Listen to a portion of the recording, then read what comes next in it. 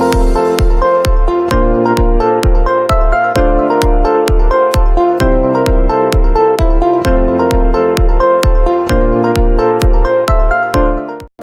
I'm gonna keep responding to your questions. Uyu munsi ngiye kuba nkomeza gusubiza ibibazo mugenda mumbaza. Abantu benshi bagenda bambaza ibibazo bitandukanye, aba ntekereza yuko kuba ibyo bibazo nagenda mbisobanura byagirira benshi umumaro.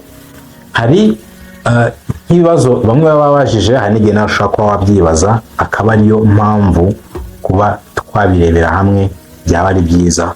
Nanone gusubiza buri muntu biragora, kuko hari igihe buri muntu wese aba ashaka kwamusubiza ukwe, ariko hari igihe bidakunda, hari igihe umwanya uba ingorabahizi.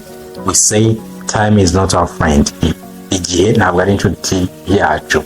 Okay? So, ikibazo cya mbere tujye kuba tuvugaho uyu munsi ni ikivuga ngo numva Icyongereza ariko simbasha kuvuga Icyongereza, nzakora iki? Reka nkubwire yuko niba nawe ufite icyo kibazo, umenye yuko muri stages zose zo kwiga ururimi, gutangira kucyumva ibyo nibyo bibanza. Utangira kucyumva, but kukivuga biragorana. Haba ari Icyongereza, haba n'izindi ndimi, ngo byinshi kubyumva birashoboka cyane kurusha ibyo wowe ushobora kuba wavuga. Rero wakora iki? Ugomba kwihatira gukomeza kumva Icyongereza, nicyo gisubizo. Ni ukuvuga ngo uko urushaho kugenda ubyumva, uko urushaho kugenda witoza kuvuga, bigera igihe bigakunda ukaba ushobora kuba wakivuga. Ntabwo ugomba gucika intege ngo njyewe kubyumva gusa niho ngarukiye. Natwe n'abandi ubona ahanini iyo wakize utangira ucyumva, ariko kukivuga neza uko ubishaka bitinda kuba byagerwaho. So be patient, wowe ihangane. Okay? Ni ukuvuga ngo it's part of the journey. Ni igice ugomba kunyuraho, ni process ugomba kunyuraho, ukagera kuri stage ushobora kuba wakumva ariko kuvuga bikanga. Ni ukuvuga ngo ugomba kuba proud of yourself. You have to be proud of yourself. Nawe ugomba kuba wumva utewe ishema nawe ubwawe, kuko wageze ku icyo kigero cy'uko ushobora kuba kumva Icyongereza. Hari abandi noneho bari gutangira, bakiri hasi, bifuza kuba bakumva ibyo wowe wumva. Okay? But with the time, with the patience, with the hard work, you will be able to speak it fluently. Kugira ngo uvuge Icyongereza rero neza, ukagera kuri stage yo kuba wamanza kucyumva, ukagera kuri stage yo kuba wakivuga. Kugira ngo ukivuge bigusaba kuba ugomba gusoma Icyongereza, bigusaba gukomeza kumva Icyongereza. As you are doing that, icyo gihe biragufasha ukamenya wavuga Icyongereza ndetse udategwa. Vuga ngo icyo nicyo ukwiye kuba wakora. Hari ibitabo byagushobokera, bikoreshe. Hari amasomo ubona Icyongereza ajyanye n'urugero rwawe, yakoreshe umunsi ku wundi, ndetse utinyuke utangire uvuge. Umanze ubyakire ko uzakora amakosa, manze ubyakire, but then with the time bizarangira. Hakaba n'ikindi kibazo cya kabiri, nacyo kigiye gusa na kiriya cya mbere, kivuga ngo nge numva Icyongereza cy'Abanyarwanda cyangwa nko muri Uganda, ariko iyo abazungu bavuze ntabwo numva ibyo bari kuvuga kubera yuko bavuga bihuse. Nakora iki kugira ngo numve Icyongereza cy'abazungu? Good. What you need to do is to listen to that English. Niba utumva Icyongereza cy'abazungu, ukaba ushaka kugira ngo ugere kuri level yaho ugomba kuba ucyumva, nuko ugomba kucyumva cyane. Ntabwo bivuze ngo ugihumbye, ahubwo ugomba kukiyegereza cyane. No kuvuga ngo ugomba kureba video z'Icyongereza cy'abazungu, ndetse ukaba wakumva indirimbo zirimo icyo cyongereza, ukaba wasoma n'inyandiko zagufasha zijyanye n'urwo rwego. Ni ukuvuga ngo uba ukeneye kwamenya ama expressions, ama phrasal verbs, ama idioms, ama terms abazungu bakunda gukoresha, ndetse n'ama contraction forms, uko bagenda bahina amagambo, and reduction, nuko bagenda bahuza amagambo. Okay? Ibyo iyo ubimenye, kumva icyongereza cyabo birakunda. Iyo umaze kujya kuri iyo stage, ni utuntu duke uba ukeneye kuba wahindura, ukiga neza phrasal verbs uko zigenda zikoreshwa, ndetse ukamenya n'ubusobanuro bwazo, kuko ushobora no kuba kumva amagambo yakoreshejwe ariko ntusobanukirwe message y'ayo ayo magambo, kubera yuko baba bakoresha inshoberamahanga cyane gusumbya uko twe mu Kinyarwanda tubikora. Natwe turabigira ariko bo biba bikabije. Rero impamvu wumva icyongereza cy'Abanyarwanda cyangwa se icyongereza cy'abo muri Uganda n'abandi muri Afurika, biterwa n'uko niyo level wamenyereye, ndetse na pace cyangwa se speed bakoresha bavuga ibiri hasi, noneho ukabasha kuba wabyumva. Reductions cyangwa se contractions, kuba twahina amagambo tubikora gakeya ariko bo babikora cyane. Ikindi, hari amaterms amwe n'amwe y'aba beginners, andi akaba ari ay'abantu bari advanced, ugasanga niyo dukunda gukoresha, bakoresha yo, so nayo ukaba ukwiye kuba waramenya. But don't stress yourself, utekereze ko icyongereza baba bavuga kiba gihambaye, kuko ahanini n'amagambo bayakwandikiye ushobora gusanga ibintu bavugaga ari amagambo wowe usanzwe uzi. So ugomba kwimenyeza uburyo ayo magambo avugwa. Ibyo nabyo nubikora, with the time nawe uzashobora kuba kumva icyongereza cy'abazungu cyangwa se cy'abantu bari advanced, cyangwa se aba native, cyangwa se abantu bari fluent mu cyongereza. That's what you can do. Listen to English, if it's possible, read English and try to speak it. Ariko icy'ingenzi cyane gusumba ibyo byose ni ukumva icyongereza cyane. The English you listen will be the English you speak. Icyongereza wumva birangira icyo cyongereza uvuga. Niba wumva icyongereza cyiza, bizarangira uvuga icyongereza cyiza. Niba wumva icyongereza cy'Abanyarwanda cyane, nawe bizarangira ari cyo uvuga. That is question number 2. Question number 3. Ikibazo cya gatatu. Ikindi kintu abanyeshuri bakunda kumbaza, ko nshaka kujya icyongereza, aba nshaka gutangira, ni iki naheraho ndi kwiga? That is the most question that people ask me. Ni iki naheraho mu gihe nshaka kujya icyongereza? Hari abajya kwiga icyongereza bagahera ku ma alphabets, akumva ko ama alphabets ari buze kugufasha. Alphabets ntabwo zifasha cyane, but nazo ni ingenzi. Okay? Icyo ntekeza ukwiye kuba waheraho ni ukumenya ama terms y'ingenzi uzakenera mu buzima busanzwe uri gukoresha. Icyo nicyo kintu cya mbere cy'ibanze, na mbere y'uko umenya uko bakora inshinga, mbere y'uko umenya inyunguramagambo nyinshi z'icyongereza, mbere y'uko umenya amategeko atandukanye y'icyongereza, ukwiye kuba wamenya interuro z'ibanze wakwifashisha mu buzima busanzwe. So the better way to learn is trying to know the basic sentences that you will need in everyday life. Mu buzima busanzwe, za nteruro uzakenera, izo nizo ukwiye kuba waheraho uri kwiga. Niba ari good morning, ukamenya ngo bisobanura ngo mwaramutse. Where are you going? Ugiye hehe? What do you want? Ushaka iki? I would like to talk to you. Shaka kuvugana nawe. Izo nteruro z'ibanze zikunda kugaruka niyo bavuga ati reka mbe menye interuro 100 z'ibanze nzikoresha.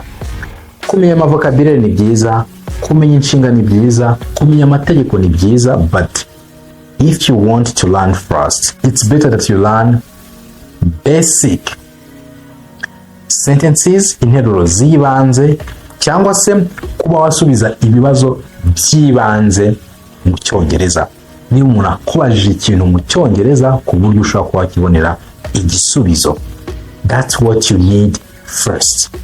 And then the alphabets, uko amagambo agenda akorwa ugenda ubimenya uko igihe kigenda gitambuka, kumenya days of the week, months of the year, parts of body, kuvuga ibintu bigukikije, describing people, introducing yourself, kwagira ahantu ukaba wakivuga, binabyo ugenda urushaho kubimenya ku rwego rwiyongeyeho, but wamanje kumenya za nteruro z'ibanze uzajya ukoresha mu gihe biri ngombwa. Okay? Otherwise, uvuze ngo ugiye kwiga amavokabulere w'igiki ubiteranye kurema interuro yawe, ibyo bintu bitwara igihe. Tugahita twinjira ku kibazo cya kane kibaza ngo ese mwanyigisha kurema interuro y'icyongereza? Mwanyigisha kurema interuro y'icyongereza? Nta somo ribaho ryitwa kurema interuro y'icyongereza mu cyongereza. Iryo somo ntabwo ribaho. Kurema interuro y'icyongereza no, ntabwo uzabyiga. Ariko ibyo wiga byose ni ukugira ngo ureme interuro y'icyongereza. Ni ukuvuga ngo kugira ngo ureme interuro nziza z'icyongereza zikurikije amategeko, ibyo biterwa n'uruhurirane rw'amasomo agiye atandukanye. Okay? Kumenya amavokabulere, kumenya inshinga, kumenya amategeko, ibyo byose ukagenda ukabihuriza hamwe, kumenya ama expression, ibyo byose nibyo biza bigakora interuro nzima. Vuga ngo kugira ngo ureme interuro nziza z'icyongereza uko waba ubyifuza kurema interuro z'icyongereza, ni ibintu 8 ukwiye kuba wamenya. 8 parts of speech. Izo 8 parts of speech ni izihe? Ugomba kumenya icyo twita noun. Noun ni izina. Izina rero hakaba harimo amazina atandukanye. Tugiramo proper nouns, ni amazina bwite. Common nouns ni amazina rusange. Collective nouns ni amazina noneho ahurije ibintu hamwe nka family, team. Tukagira za abstract nouns. Ibyo iyo bivuyeho, igita gikurikiraho ni pronouns. Pronouns ni insimburazina. Tugiramo personal pronouns, demonstrative pronouns, possessive pronouns, ni nyinshi. Izo nazo ukazimenya za pronouns. Pronouns iyo zirangiye, ubwo ni cya gatatu, ugomba guhita umenya icyo twita adjectives. Za adjectives rero ni amagambo tuba dukoresha noneho dusobanura rya zina. With noun, turakora pronoun, turakurizaho adjective. Adjective ni amagambo dukoresha asobanura rya zina. Ubundi mu Kinyarwanda adjective tuyita ntera, niyo adjective. Iyo tuvuye kuri adjective, turaza tukamenya verbs. Tugira regular verbs, tukagira na irregular verbs. Izo nshinga nazo ukazimenya, ukamenya na za modal verbs. Okay? Izo nshinga iyo umaze kuzimenya, icyo gihe wiga nicyo twita adverbs. Adverbs byo ni igice kiba kigufasha gusobanura uko igikorwa cyakozwe. Dufite verbs ni igikorwa kiri kuvuga ku gikorwa cyabaye, noneho adverbs ziri kuvuga ngo igikorwa cyakozwe gute. Aho iyo harangiye ugomba kwiga ibyo twita conjunctions. Conjunctions ni iki? Ni ibyungo. Conjunctions. Conjunctions iyo zirangiye twiga prepositions. Prepositions bikaba ari indangahantu. Prepositions iyo zirangiye twiga interjections. Izo nizo 8 parts of speech. Izo iyo umaze kuzimenya neza, ushobora kuba warema interuro nta kibazo. So abambaza ngo nkeneye kwiga isomo ryo gukora interuro, nakubwira yuko ibyo uko ari 8 bihuriye hamwe nibyo bigufasha gukora interuro. So that's it, and I want to wish you a wonderful new year 2025. Keep learning and keep growing. See you next time. Wait. Here with me I have books. Mufitiye ibitabo. This is vocabulary book. Igitabo kirimo inyunguramagambo z'icyongereza ndetse n'ikinyarwanda. This is dictionary of English and Kinyarwanda. Niba mu gihe uri kuvuga icyongereza amagambo akubana makeya, this is a book that can help you. Igitabo cyagufasha mu gihe uri kuvuga ntabwo ukeneye kuba uri gutekereza ijambo ugiye gukoresha. You have to keep speaking, and this is the book that will help you with that. Ikindi gitabo kizagufasha ibyo. Ikindi, niba uri umutangizi ukaba ushaka kuzamura urwego rwawe rw'icyongereza, this is Begin Smart to End Smart with more than 200 pages, pages zirenga 200. Harimo icyongereza ndetse gisobanuye mu kinyarwanda. 200 pages, harimo amasomo yibanze yose ku muntu ushaka gutangira ku icyongereza, ateguye neza ku buryo wumva ibyo uri kwiga ukabisobanukirwa. Iki gitabo niyo waba usanzwe uzi icyongereza ushaka kuvuga ngo reka nige icyongereza nkihereye mu mizi, cyagufasha. And again, if you have a problem to describe the actions, niba ugira ikibazo cyo kubasobanurira ibikorwa uri gukora, dufite igitabo kirimo verbs, inshinga. Harimo regular verbs, inshinga zikurikiza amategeko, hakabamo irregular verbs, inshinga zidakurikiza amategeko, 12 tenses, ibihe 12 by'icyongereza, modal verbs. Iki gitabo cyagufasha ugashobora gusobanura ibikorwa biri kuba, ibikorwa byabaye, ibikorwa bizaba. Iyo ukeneye kuba wasobanura ibikorwa, iki gitabo cyagufasha. Harimo inshinga, buri nshinga isobanuye mu kinyarwanda ndetse tukaguha n'urugero kuri buri nshinga. This book can help you to describe the actions. Tukaba tugufite igitabo kirimo dialogues, ibiganiro. Iki gitabo kirimo dialogues, ibiganiro by'icyongereza ndetse bisobanuye no mu kinyarwanda kuri topics zigiye zitandukanye, ku ngingo zigiye zitandukanye. Iki gitabo cyagufasha kuko iyo tuvuga dukoresha ibiganiro. Iki gitabo rero kirimo ibiganiro ndetse bisobanuye mu cyongereza no mu kinyarwanda. If you need one of our books, ubaye ukeneye kimwe muri ibi bitabo cyangwa se byose ukaba ubikeneye, watumenyesha kuri 0780 29 3 1 1 2. Let's continue the lesson.